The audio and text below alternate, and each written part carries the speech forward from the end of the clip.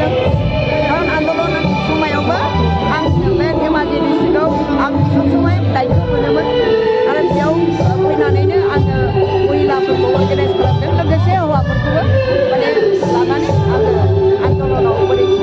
आवगायनांगौ बेखौ लानानै आंबो माने मदद होफादों आरो दिनैनि सानाव बर' आइजोफोरा बा आइजो माहारिया माबायदि स्ट्रं जाबोनांसिगौ बेनि सायाव मा बुंगोन? गावनि समाजनि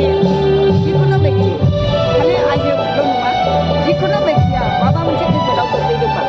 बेखौ माने माबा समाधान खालामनो थाखाय जों बिमा माहारिया माने गोख्रों भाबै खामानि मावनाया दरखार दं दा जोंनि प्रयजन दं मातृ गथ'नि प्रयजन दं